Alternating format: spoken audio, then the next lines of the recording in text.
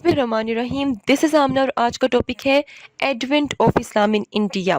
Topic start करने से पहले छोटी सी बात आपसे डिस्कस करूंगी। बहुत से स्टूडेंट्स के कमेंट्स आ रहे हैं कि कुछ समझ नहीं लग रही कि सीएसएस की प्रेप करनी कहाँ से है। देखिए, आपने खुद अपना गोल और एक रोड मैप सेट करना है। You have to define your road map and do setting of your goal. किसी और ने नहीं करना, आपने खुद डिसाइड करना है कि 2 महीने बाद आप खुद को कहाँ देखना चाह रहे हैं। आपने खुद ने डिसाइड करना है कि इन 2 महीनों में मैंने इतना सिलेबस कवर करना है और 2 महीने बाद मेरा ये काम हो जाना चाहिए। Time is money. आप टाइम के साथ चलेंगे, आप में सेल्फ डिसिप्लिन आएगा, सेल्फ कॉन्फिडेंस बढ़ेगा। कंफ्यूज रहेंगे तो परेशानी बढ़ेगी। तो स्टार्ट ने सारे टॉपिक्स मेंशन है सिलेबस में। एक सब्जेक्ट उठा लें या 2 उठा लें या 3 उठा लें, बस ये डिसाइड करें कि इन तीनों सब्जेक्ट का इतना इतना पोर्शन मैंने 2 महीने में करना है और 2 महीने में अपने आप को इस टारगेट तक देखना चाहती या चाहता हूँ। तो आपको खुद को ही स्ट्रगल करनी है। जितने बेटर वे में आप खुद को खुद अंडरस्टैंड कर सकते हैं, कोई आपको अंडरस्टैंड नहीं कर सकता। आपको पता है आपका स्टेमिना कितना है, आपको पता है आप कितने पंचुअल हैं, किसी थर्ड पर्सन को नहीं पता। आप मुझसे पूछते हैं, मैं आपको अपने अकॉर्डिंग बताऊंगी जो मैं हूँ, लेकिन आप उसको वे नहीं कर सकते। आप अपने आप को देखें कि आप कितने घंटे इजीली पढ़ सकते हो एक दिन में। तो अपने अकॉर्डिंग अपने सिलेबस को कैटेगराइज्ड करो, उस पर अमल करो और इंशाल्लाह आप लोग कर सकते हो। अब स्ट्रेट अवे अपने टॉपिक पे आएंगे। Today's lecture is advent of Islam in India. आज के लेक्चर में बहुत मज़ा आने वाला है। हम बहुत से आर्ग्यूमेंट सेट करेंगे, एग्जामिनर को अपने साथ इंगेज रखेंगे डिफरेंट आर्ग्यूमेंट्स देकर। तो सबसे पहले है कि किस तरह इंडिया में इस्लाम आया। इंडिया में इस्लाम किस तरह आया वो देखने से पहले हम देखेंगे कि इस्लाम आने से पहले जो साउथ एशिया था, जो सब कॉन्टिनेंट था, वहाँ के क्या हालात थे, वहाँ की क्या सिचुएशन थी। Before the advent of Islam, इस्लाम के आने से पहले जो साउथ एशिया था, मतलब जो इंडिया था, टिल 702 AD ये डिवाइड हुआ था स्मॉल किंगडम्स में, मैनी स्मॉल किंगडम्स एंड प्रिंसिपलिटीज़ में। मतलब ये साउथ एशिया जो बरसगीर था, जो सब कॉन्टिनेंट, वो इतना बड़ा था कि वो मशरिक़ को मगरिब के साथ और मगरिब को मशरिक़ के साथ जोड़ता था। अब सब कॉन्टिनेंट में रिलीजन कौन सा था? Buddhism was the main religion in सब कॉन्टिनेंट इन दैट टाइम। और बहुत से जो हिंदू रूलर्स थे वो हिंदुइज़्म को सपोर्ट करते थे। वहाँ पे कितनी क्लासेस थी? वहाँ पे तकरीबन 4 क्लासेस थी। कौन कौन सी? सबसे पहले ब्राह्मण्स। ब्राह्मण जो थे, जितने भी ब्राह्मण्स थे वो सब प्रीस्ट्स ही थे। मतलब कोई भी न्यूबॉर्न बेबी अगर ब्राह्मण्स में आता है तो वो पैदाइशी प्रीस्ट ही होता है। देन क्षत्रियास अजगम, ये वैरियर्स होते थे। कोई भी न्यूबॉर्न बेबी अगर इस क्लास में आएगा वो वैरियर्स ही होंगे। विस्यास और ये मर्चेंट्स थे। देन शूद्रास, ये बहुत ही लो क्लास थी और ये सब वर्कर्स थे, सर्वेंट्स थे, लेबर्स थे। कोई भी बेबी अगर शूद्रास में पैदा होगा तो वो वर्कर, फार्मर या फिर लेबर ही होगा, चाहे वो जितना मर्जी इंटेलिजेंट, चाहे वो जितना मर्जी जीनियस हो। देन सब कॉन्टिनेंट की सोशल कंडीशन कैसी थी? वहाँ पे किसी किस्म की इक्वलिटी नहीं थी, जस्टिस नहीं था, मोहब्बत, प्यार, वुमेन राइट्स कुछ भी नहीं था। वहाँ पर डिफरेंसेस एग्जिस्ट करते थे क्योंकि वहाँ पर क्लास सिस्टम था। कौन सा क्लास सिस्टम था? ये जो आपके साथ 4 क्लासेस मैंने आपके साथ डिस्कस की हैं, ये क्लास सिस्टम था जिसकी वजह से वहाँ पर डिफरेंस एग्जिस्ट करते थे।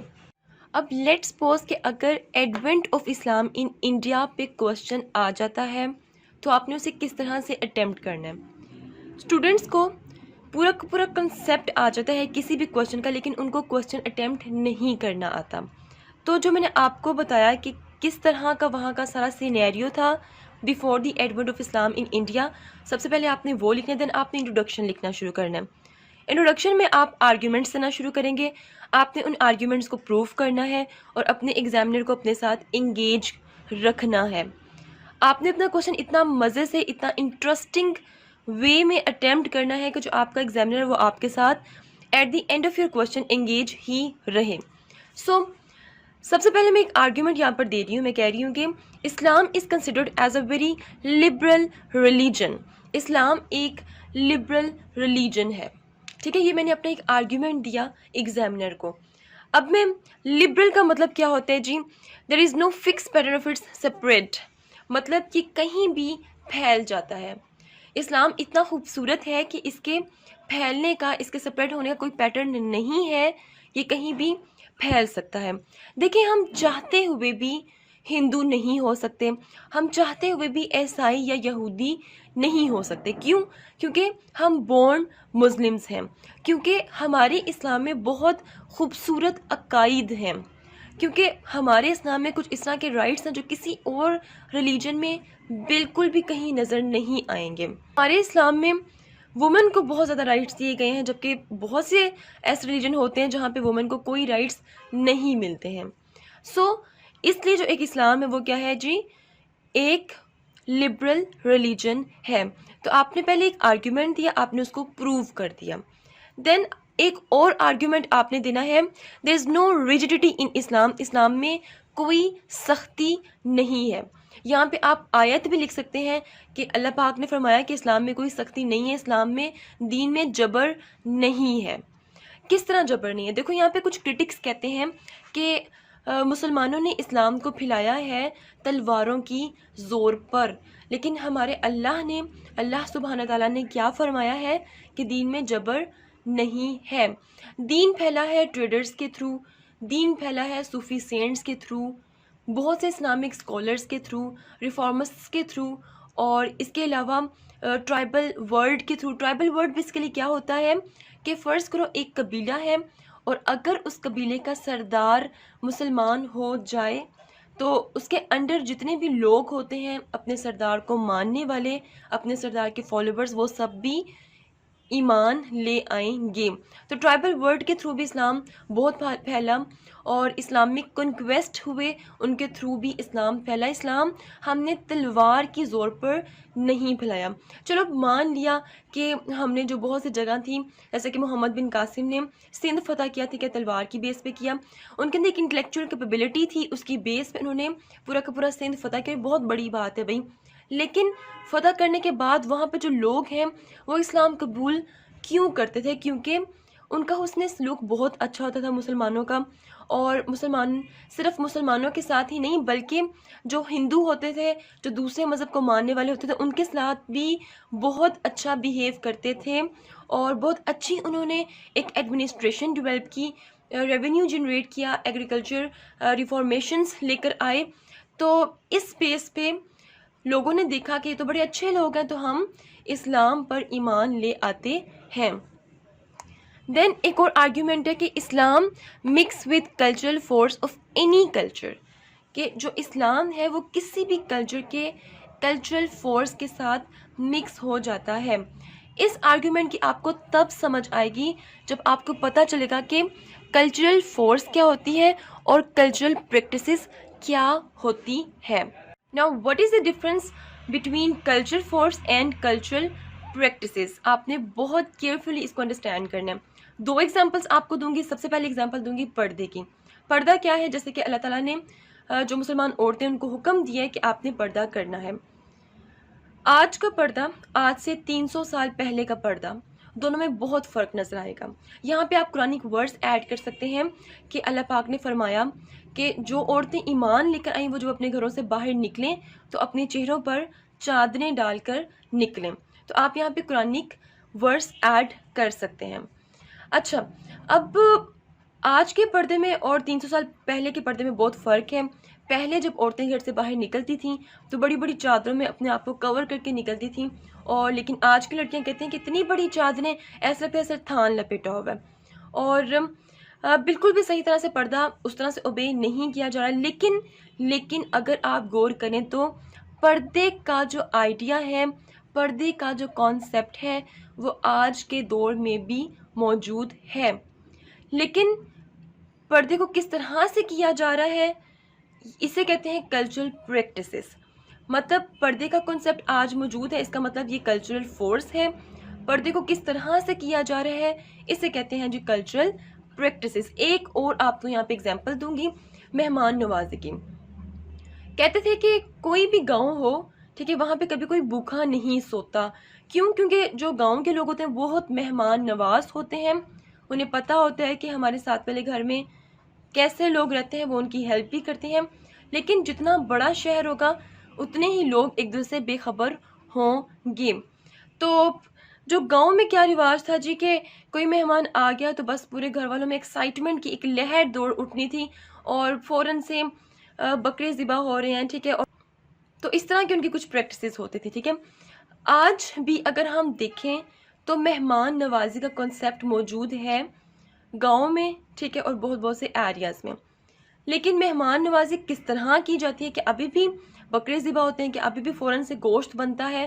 نہیں. ہو سکتا ہے کہ اب مہمان آئیں تو اب آپ کہیں کہ چلو ہم بازار سے لے آتے ہیں ٹھیک ہے. تو دیکھو مہمان نوازی کا کانسیپٹ ہے یہ بیسیکلی کیا ایک کلچرل فورس ہے. لیکن مہمان نوازی کس طرح کی جا رہی ہے اسے کہتے ہیں کلچرل پریکٹسز. تو میں نے یہاں پہ بات کی ہے کہ Islam mix with cultural forces of any culture, کہ اسلام کلچرل فورس کے ساتھ مکس ہو جاتا ہے. مطلب کوئی بھی کلچر ہو اس کے کلچرل فورس جو بیس ہوتی ہے جو بہت اسٹرانگ ہوتی ہے اسلام اس کے ساتھ مکس ہو جاتا ہے. دین اندر argument is Islam is very close to nature. اسلام قدرت کے نیچر کے بہت قریب ہے. اسلام ایک ایسا دین ہے کہ اس نے ہر طرح کے اسپیکٹ کو کور کیا ہے, چاہے کوئی پولیٹیکل اسپیکٹ ہو, اکانومک ہو, سوشل ہو, کوئی بھی پرابلم ہو, کوئی بھی اسپیکٹ ہو, اسلام نے اس کو کور کیا ہے. تو یہ اتنا ایک اسٹرانگ آرگیومنٹ ہے, اتنا اوتھینٹک ہے کہ اس کی بیس پہ تو جو پوری سوسائٹی تھی سب کانٹیننٹ کی اس کو اسلامائز ہو جانا چاہیے تھا. مطلب وہاں پہ کوئی ہندو باقی نہیں بچنا چاہیے تھا, وہاں پر صرف مسلمان ہی ہونے چاہیے تھے. لیکن ایسا نہیں ہوا. اب مسلمانوں نے اسپین میں تقریباً 700 سال حکومت کی, اس کے باوجود پورا کا پورا اسپین اسلامائز نہیں ہوا. سب کانٹیننٹ میں مسلمانوں نے تقریباً 1000 سال حکومت کی, اس کے باوجود سب کانٹیننٹ پورا کا پورا اسلامائز نہیں ہو سکا. حالانکہ سب کانٹیننٹ میں اسلام کی انٹریکشن جو سب کانٹیننٹ کی سوشل پولیٹیکل سٹرکچر ہے, اسپیکٹس ہیں, ان کے ساتھ بھی انٹریکشن ہوئی, اس کے باوجود اسلامائز نہیں ہو سکا پورا کا پورا سب کانٹیننٹ. کیوں نہیں ہو سکا؟ کیونکہ propagation of Islam was not forced, کیونکہ اسلام کا جو پروپیگیشن اس کو فورس ہی نہیں کیا گیا. اس لائن کی آپ کو بھی سمجھ نہیں آئے گی. At the end of the lecture میں آپ کو یہ بتاؤں گی کہ کیوں نہیں سب کانٹیننٹ میں اسلامائز ہو سکا پورا کا پورا سب کانٹیننٹ, کیوں اسلام پر ایمان نہیں لے کر آیا. Interaction of Islam in sub continent through 3 phases. اب بر صغیر میں اسلام 3 phases میں پھیلا ہے. وہ 3 فیز کون کون سے ہیں؟ Number 1 traders, number 2 conquistadors and number 3 saints. سب سے پہلے بات کریں گے ٹریڈرز کی. جیسے کہ میں نے آپ کو بتایا تھا کہ ہندو رولرز بر صغیر میں اس وقت تھے, جیسے کہ راجہ دہر جو کہ بہت ہی کوئی اسٹرکٹ قسم کا رولر تھا. اب ہوا کیا کہ وہاں کے لوگ بہت تنگ آئے ہوئے تھے اور وہاں کے لوگ مسلمانوں کو انوائٹ کرتے تھے ایز اے ٹریڈر, کیونکہ مسلمانوں کا جو حسن سلوک تھا ان کا بہت اچھا حسن سلوک تھا ان لوگوں کے ساتھ. تو اس طرح جو ٹریڈرز تھے وہ مطلب سب کانٹیننٹ آتے رہتے تھے. خلیفہ راشدین کے دور سے ٹریڈرز سب کانٹیننٹ آتے تھے.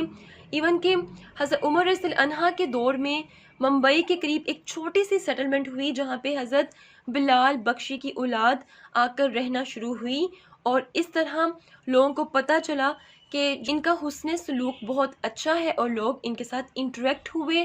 تو ٹریڈرز کے تھرو بھی اسلام پھیلا. لیکن یہ یاد رہے کہ ٹریڈرز کے تھرو اسلام بہت زیادہ نہیں پھیلا, بس ٹو سم ایکسٹینٹ اسلام پھیلا تھرو ٹریڈرز. نمبر 2 کنکویسٹیڈرز. کنکویسٹیڈرز کون سے ہوتے ہیں؟ جو ہمارے بہت بڑے بڑے لیڈر جن کا ایک ہماری ہسٹری میں نام ہے, جیسے کہ محمد بن قاسم. اب ان کے دور میں 712 سے 9th سینچری کے سٹارٹ تک اسلام پھیلا ہے اور لوگوں کی کوالٹی آف لائف بہت بیٹر ہوئی ہے دین لاسٹ فیزز.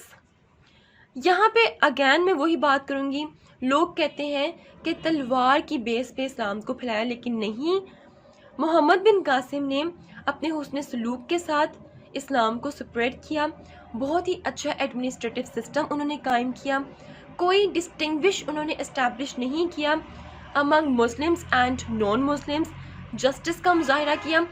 محمد بن قاسم نے کیا کیا وہ ہم سارا دیکھیں گے جب ہم محمد بن قاسم پڑھیں گے۔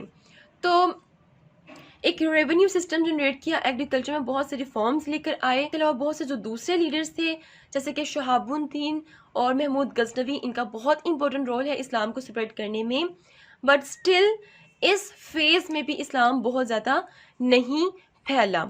دین نمبر 3 سینٹس ہوتے ہیں جی صوفیہ کرام۔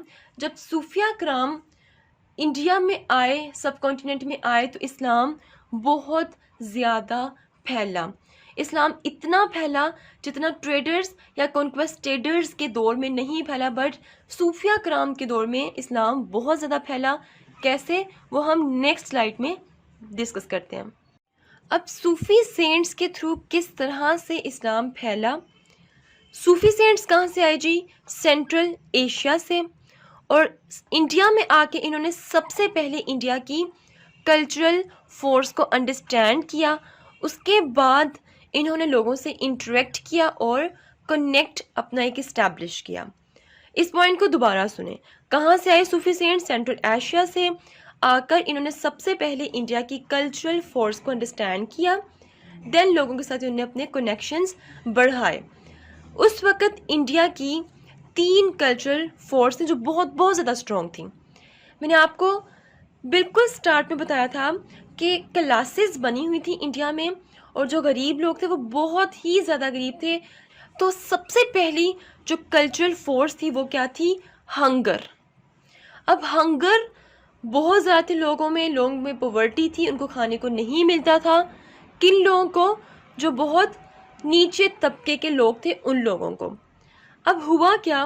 صوفیہ کرام کے آنے سے لنگر خانہ کھل گیا۔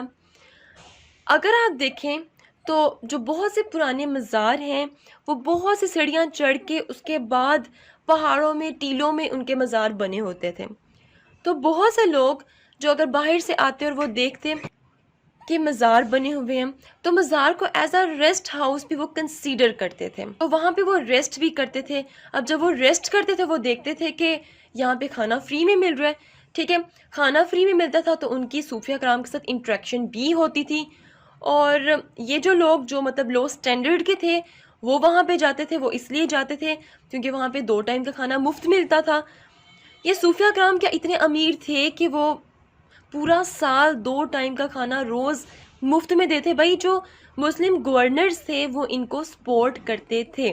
یہ بات یاد رہے کہ جو کھانا فری تھا وہ ہولی میں، دیوالی وغیرہ میں بھی ملتا ہوتا تھا، لیکن پورے سال کے لیے نہیں ملتا تھا۔ تو یہ ایک چیز اٹریکٹ کی ان لوگوں کو، اور جب وہ لوگ وہاں پر جاتے تھے کھانے کے لیے تو صوفیہ کرام ان کے ساتھ انٹریکشن کرتے تھے، اور ان کے ساتھ کس ٹاپک پہ بات کرتے تھے؟ ٹالرنس کی بات کرتے تھے، جسٹس کی بات کرتے تھے، ایکویلٹی کی، سیکریفائس اور وومن رائٹس کی۔ یہ وہ باتیں تھیں جو ہندوازم میں بالکل بھی نہیں تھیں۔ ہندوازم میں ایکویلٹی نام کی نہیں تھی، بس جو لو سٹینڈرڈ طبقے میں پیدا ہوا اس نے لو سٹینڈرڈ ہی رہنا ہے، اس نے آگے بڑھنا ہی نہیں ہے۔ تو لوگوں کو یہ چیزیں انٹریکٹ کرنے لگیں اور لوگوں کو لگا کہ ہمیں بھی مسلمان ہونا چاہیے کیونکہ ہمیں یہ رائٹس ملیں گے۔ دین دوسری کلچر فورس تھی میوزک۔ جو ہندو تھے وہ سٹارٹ سے ہی میوزک کو بہت لائک کرتے تھے، تو یہاں پہ میوزک کو یوز کیا سینٹس نے ایز این انسٹرومنٹ، ٹھیک ہے، قوالی وغیرہ، قوالی میں اللہ سبحانہ تعالیٰ کی تعریف کرنا، اور یہ بھی ایک سورس بنا لوگوں کا مذہب چینج کرنے میں۔ دین میریکلز، ٹھیک ہے، بہت سے معجزات دیکھنے میں ملتے تھے لوگوں کو، اور جس کی وجہ سے لوگوں کو لگا کہ ہاں یہ صحیح بات کر رہے ہیں، ہمیں ایمان لانا چاہیے۔ جیسے کہ بابا فرید گنج شکر، یہ اتنے فیمس کیوں ہیں؟ ان کے میریکلز کیا ہیں؟ شکر ان کا ایک میریکل ہے۔ میں اب پورا اس کو ایلیبریٹ نہیں کروں گی کیونکہ اس کو ایلیبریٹ کروں گی تو باقی کا پورا ٹاپک کور نہیں ہوگا۔ فار ایگزامپل لاہور کے داتا صاحب، ٹھیک ہے، ان کی کوالٹی دودھ میں تھی، ٹھیک ہے، انہوں نے دودھ مانگا اور مطلب اس عورت کے گھر دودھ مطلب کہ وافر مقدار میں پیدا ہونا شروع ہو گیا۔ نظام الدین اولیاء کے بارے میں یہ مشہور تھا کہ وہ ہاتھ اٹھاتے تھے اور سرخ رنگ کی آندھیاں چلنا شروع ہو جاتی تھیں. سو یہ وہ میریکلز تھے جنہوں نے لوگوں کو اپنی طرف اٹریکٹ کیا. اب ان 3 اسٹرانگ قسم کی کلچرل فورسز کے باوجود پورے کے پورے سب کانٹیننٹ میں اسلام نہیں پھیلا. کیوں نہیں پھیلا؟ وہ at the end of the lecture آپ کو پتہ چلے گا. خیر، صوفی سینٹس نے بہت اسٹرگل کی، ٹھیک ہے، صرف اللہ سبحانہ تعالیٰ کی رضا کے لیے. ان کو کریڈٹ نہیں چاہیے تھا کہ ہم نے 1000 لوگ مسلمان کیے یا 500 کیے. دے ڈونٹ نیڈ کریڈٹ، ٹھیک ہے، ان کو صرف اللہ کی رضا چاہیے تھی. 3 cultural forces effectively operate in India but not complete Islamization. اب جو 3 کلچرل فورسز تھیں انڈیا میں کون کون سی تھیں؟ ہنگر، میوزک اینڈ میریکلز، ٹھیک ہے. ان تینوں نے بہت افیکٹولی آپریٹ کیا انڈیا میں. جتنے بھی صوفے تھے انہوں نے ان تینوں کلچرل فورس کا ایک بہترین استعمال کر کے بہت سے لوگوں کو مسلمان کیا. لیکن اس کے باوجود پورا جو سب کانٹیننٹ ہے وہ اسلامائز نہیں ہو سکا، بلکہ ہونا یہ چاہیے تھا کہ انڈیا کو اسلامائز ہونا چاہیے تھا، لیکن اسلام انڈینائزڈ ہو گیا. اب یہاں پہ ایک کوشچن ریز ہوتا ہے کہ انڈین سسٹم مور پاورفل، کیا انڈین سسٹم زیادہ پاورفل تھا اسلام کی نسبت؟ نہیں، بالکل بھی نہیں. میں نے آپ سے وعدہ کیا تھا at the end of the video میں آپ کو بتاؤں گی کہ کیوں نہیں پورے سب کانٹیننٹ میں اسلام پھیلا. سب سے پہلی ریزن ہے ایبسٹریکٹ وال. ایبسٹریکٹ وال کے کانسیپٹ کو بہت اچھی طرح آپ نے انڈرسٹینڈ کرنا ہے، غور سے سنیے یہ بات. فرض کریں کوئی بھی انسان ہے، وہ ہندو ہے یا عیسائی ہے یا یہودی ہے یا کوئی بھی نان مسلم ہے. اب جب وہ اسلام قبول کرتا ہے تو آپ لوگ نوٹ کریں گے کہ جو بورن مسلم ہوتے ہیں ان سے بھی زیادہ اچھے وے میں وہ اسلام کو اوبے کرتا ہے. ہمیں وہ اپنے سے بہتر مسلمان لگتا ہے، وہ بڑی رسپیکٹ کرتے ہیں اسلام کے عقائد کی. اب کیا ہوتا ہے کہ جو اس کی پرانی زندگی ہوتی ہے نان مسلم کی، اور جو اس سے اگلی زندگی ہوتی ہے جب اس نے اسلام قبول کر لیا ہوتا ہے، اس کے درمیان میں آ جاتی ہے ایک ایبسٹریکٹ وال. یہ ایبسٹریکٹ وال بیسیکلی کیا ہوتا ہے؟ یہ اسلام کے بنیادی عقائد ہوتے ہیں. یہ اتنے اسٹرانگ ہوتے ہیں کہ اس پرسن کو اس کی پچھلی زندگی کو یاد نہیں کرنے دیتے. ان میں اتنے خوبصورت خوبصورت رائٹس ہوتے ہیں کہ انسان کو ایسے رائٹس کسی اور مذہب میں نہیں ملے ہوتے. جیسے کہ یہاں پہ اگزامپل میں آپ کو دوں گی خالد بن ولید کی. خالد بن ولید کون تھے؟ نان مسلم تھے، ٹھیک ہے، لیکن انہوں نے جب اسلام قبول کیا تو اتنے پرفیکٹ مسلم بنے یہ کہ آپ صلی اللہ علیہ وآلہ وسلم نے ان کو سیف اللہ کا لقب دیا. تو انڈیا میں ایبسٹریکٹ وال صحیح وے میں ڈیولپ نہیں ہوئی تھی. اس میں قصور ٹریڈرز کا یا صوفیہ کا نہیں ہے، اس کی ریزن ہے جیوگرافی آف انڈیا. برصغیر کی جیوگرافی بہت بہت بڑی تھی. بالکل سٹارٹ میں نے آپ کو کہا تھا کہ یہ مشرق کو مغرب اور مغرب کو مشرق کی طرف جوڑتی تھی. سو جو جیوگرافی تھی انڈیا کی وہ پولیٹیکل جیوگرافی کبھی بھی نہیں تھی. بہت سے سینٹس آئے، بہت سے صوفیہ آئے، بہت سے ٹریڈرز آئے، سب نے اسلام کو پھیلایا، لیکن پورا برصغیر اس کے باوجود اسلامائز اس لیے نہیں ہوا کیونکہ سب کانٹیننٹ بہت بڑا تھا. اور جتنا بھی یہاں پر ٹائم انہوں نے اسپینڈ کیا انہوں نے اسلام کو بہت پھیلایا. لیکن اتنی بڑی جیوگرافی کے لیے مور ٹائم واز ریکوائرڈ، زیادہ وقت کی ضرورت تھی. تو یہ بیسیکلی ریزنز تھیں ان کی وجہ سے اسلام پورے سب کانٹیننٹ میں نہیں پھیلا، صرف کچھ ایریاز تک پھیلا. اب سب کانٹیننٹ میں سٹارٹ ہوگی ایک الفی موومنٹ. ایک ایسی موومنٹ تھی جو بہت بہت زیادہ ورس ہوگی، وائلنٹ ہو گئی. تحریک الفی موومنٹ بیسیکلی کیا تھی؟ That reflect imperial ideology formulated by Akbar. This movement was to create a peaceful space for inhabitants of Mughal empire in which they could deliver their real sentiments with calmness of mind and freedom of expression. اس movement میں ایسا کیا تھا کہ جو violent اور severe ہوتی گئی؟ اس موومنٹ میں اکبر نے کہا کہ جتنے بھی دین ہے، جو بھی ہے، ریلیجن ہے، ان سب کو مرج کر دو، ٹھیک ہے، سارے ریلیجن کو اگر مرج کر دیا جائے گا تو کیا ہوگا؟ جو مسلمانوں کی بیسک آئیڈینٹی ہے وہ ختم ہو جائے گی۔ اب یہ وہ دور تھا جب صوفی موومنٹ کم ہو گئی اور ریفارمسٹ موومنٹ سٹارٹ ہو گئی۔ مطلب بہت سے ریفارمسٹ آئے اور ان کا مین پرپس کیا تھا کہ انہوں نے مسلمانوں کی آئیڈینٹی کو پروٹیکٹ کرنا ہے۔ ریفارمسٹ موومنٹ میں جیسے کہ تبلیغی جماعت آ جائے گی، جیسے کہ دعوت اسلامی، ٹھیک ہے، تو 16 سے 21ویں صدی تک ریفارمسٹ موومنٹ ابھی تک کنٹینیو ہے۔ اگین میں آپ کو بتا رہی ہوں کہ ریفارمسٹ موومنٹ میں کون کون تھے؟ تبلیغی جماعت تھی، دعوت اسلامی تھی، ایسے بہت سی اور جماعتیں تھیں، اور ان کا مین پرپس بیسیکلی کیا تھا کہ جو مسلمان ہیں ان کو مزید اسٹرانگ کیا جائے، ان کی ٹریننگ کی جائے، ان کی جو بنیادیں ہیں ان کو اسٹرانگ کیا جائے اور مسلمانوں کی بیسک آئیڈینٹی کو پروٹیکٹ کر کے رکھنا۔ اب ایڈونٹ آف اسلام کے کیا کیا امپیکٹس ہوئے؟ پولیٹیکل امپیکٹ، سینٹرل جو گورنمنٹ تھی وہ اسٹرانگ ہو گئی، ایڈمنسٹریٹو ایکویلٹی، بگر اسلامک سوسائٹی، اسلام کو اگر اس کا ایک ریلیجیس امپیکٹ دیکھوں تو اسلام کو یونیورسل دین کے طور پر بھی ایکسیپٹ کر لیا گیا تھا۔ And then art of warfare acquired, مطلب بہت زیادہ ڈیولپمنٹس ہوئیں۔ کلچرل امپیکٹ اگر دیکھیں، a new type of architecture and language development, Urdu. Then learning and literature also flourished, writing historical accounts and books on history and culture.